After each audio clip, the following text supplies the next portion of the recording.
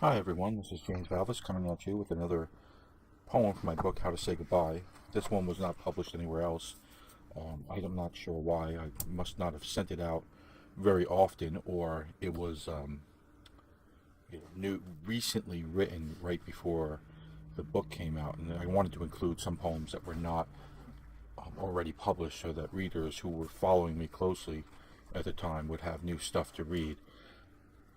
That was probably not necessarily a necessary thing to do. It's hard to follow a person's path through the journals because they're so widespread, and you run across this audience with this poem and that audience with that poem, and very rarely has a person read even half of a book before the book comes out because of the dispersing of the poems through many journals. But at the time, I felt it was necessary to have some poems original to the book, and this is one of them. The poem's about guns, and I am a huge gun supporter. I'm not in the NRA, but I've thought about joining a few times because I really believe that the Second Amendment is vital to not just that freedom, but all freedoms. I don't believe that a country that doesn't have the right to protect itself is free at all. And certainly this country and its right to bear arms has an effect across the world. You cannot make America a tyranny without taking away her guns. And if you can't make America a tyranny without taking away her guns, you can't really make most of the world tyrannical, because America, in its liberty, will intercede if it becomes too horrendous out there in the world, especially in Western Europe and Western civilization. Having said that, and having said all the other things over the years that I've said in defense of gun ownership, I don't believe that guns should be used irresponsibly. I don't believe that a gun should ever be used except in defense. Violence in general should never be used except in defense. There is never a time when you should ever be violent toward another person unless you're defending yourself or you're defending an innocent other. This doesn't happen very often in life, at least in modern civilized life, where you have to take action in a violent way against another person. My whole philosophy is built around this non-aggression pact, what's known as NAP, NAP. I don't believe that we should ever be aggressive to anyone, not to children, not to the unborn, not to other races, not to other countries, not to anyone. Now, in some cases, this becomes complex. For instance, do you invade Iraq? Is that a self-defense issue, or is it a defense of innocent issues after Saddam Hussein has attacked multiple countries, multiple neighbors, attacked his own people, has repeatedly brutalized other cultures and other people, has attacked Israel through terrorist actions and that sort. So it becomes more complex when you deal in the grander geopolitical sense. But in an individual sense, it's usually not very complex at all. If some jerk goes into a school or another business, just recently they went into a newsroom and started shooting people.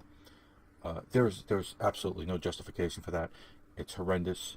It's evil, and it's unacceptable in any way, shape, or form. That said, as William Burroughs once said, for some reason, every time somebody misbehaves with a gun, they want to come and take all the guns from the people who didn't misbehave. And that's not reasonable either. We wouldn't do that with other rights. We wouldn't say, oh, someone used slander or defamation, or in some way used their First Amendment free speech rights in a horrendous way. Therefore, we should take away free speech from everyone. Well, I guess there are some people now who believe that and who do that, but I'm not one of them, and you can't really call yourself a liberal if you are one. If you want to just start ripping people's rights away from them every time somebody does something horrendous or awful with those freedoms. So anyway, I'm very much against the use of guns in an, irresponsible manner, and but I'm very much for the free ownership of guns. And so I wanted to talk about in this poem the the first part of that, the irresponsible use of guns, and what drives people to use guns in an irresponsible way. And so, I'm using Elmer Fudd as a popular cartoon character as a way of you driving this point home, and disarms it from the usual rhetoric and hostility that all this gun stuff draws up in people, and trying to do social criticism through in a way that will make people not immediately shut down and pick a side. So that's what I'm doing here, and it begins with a Nietzsche quote, and I'm a huge Friedrich Nietzsche fan, not because I like everything he says.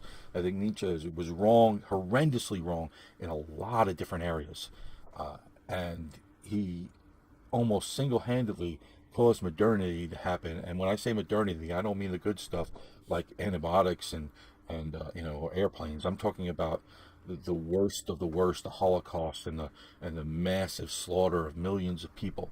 So he has a direct hand in that.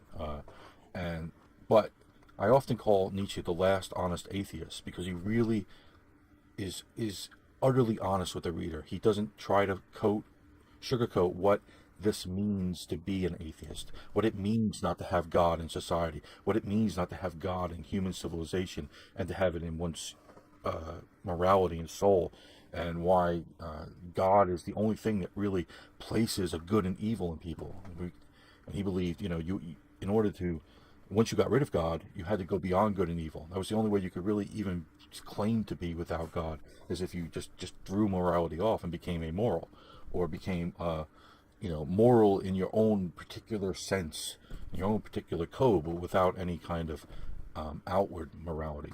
Anyway, it's another very long introduction to a poem, but all this stuff is going on in my head when I'm trying to write a poem about Elmer Fudd. It shows you how messed up I can be.